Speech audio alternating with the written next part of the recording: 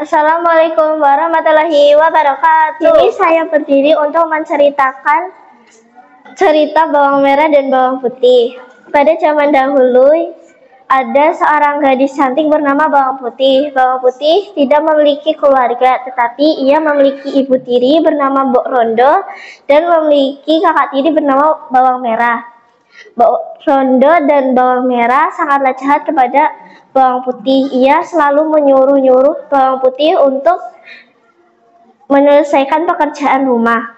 Sedangkan Mbok Rondo kepada Bawang Merah sangatlah baik. Mbok Rondo melarang Bawang Merah untuk mengerjakan pekerjaan rumah. Suatu ketika Mbok Rondo menyuruh Bawang Putih untuk mencuci baju dan mencuci selendang di tepi sungai.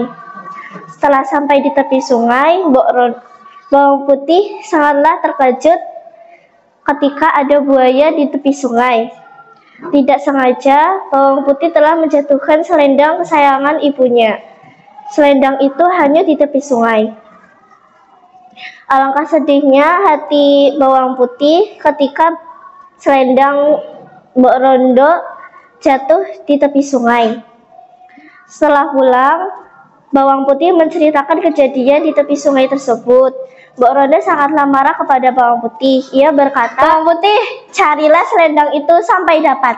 Jika tidak, kamu tidak boleh pulang dari rumah." Bawang Putih pun menuruti kemauan Mbok Rondo. Ia mencari-cari sampai dapat. Di tengah jalan, ia menemui paman yang sedang mengasih makan kepada kudanya. Ia bertanya kepada paman itu, "Paman, apakah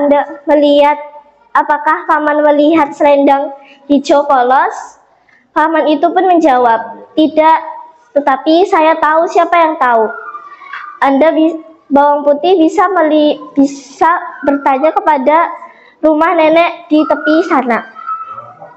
Tetapi berhati-hatilah, jika Bawang Putih pergi ke sana, seseorang pun tidak akan kembali. Bawang Putih tidak merasa takut. Ia pergi menemui nenek-nenek tersebut. Setelah sampai, ia mengetuk pintu. Setelah beberapa jam, muncullah seorang nenek-nenek dari rumah itu. Lalu nenek-nenek tersebut menjawab, "Ada yang bisa saya bantu, Nak?" Bawang Putih pun bertanya, "Nek, apakah nenek melihat selendang hijau polos?" Nenek pun terjawab, "Apakah ini adalah selendang yang kamu cari?" Bawang Putih menjawab, "Ya, betul, ini adalah selendang kesayangan ibu saya." "Apakah saya boleh mengambilnya kembali?"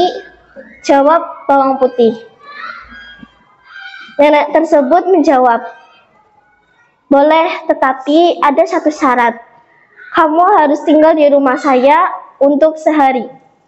Setelah keesokan harinya, Bawang Putih telah menuruti kemauan nenek-nenek tersebut. Ia mendapatkan semangka yang sangat besar untuk dibawa pulang dan bisa mengambil selendang kesayangan ibunya tersebut. Setelah pulang, Mbok Rondo bertanya, "Mana selendangku?" Bawang Putih menjawab, "Ibu, ini selendang kesayangan ibu."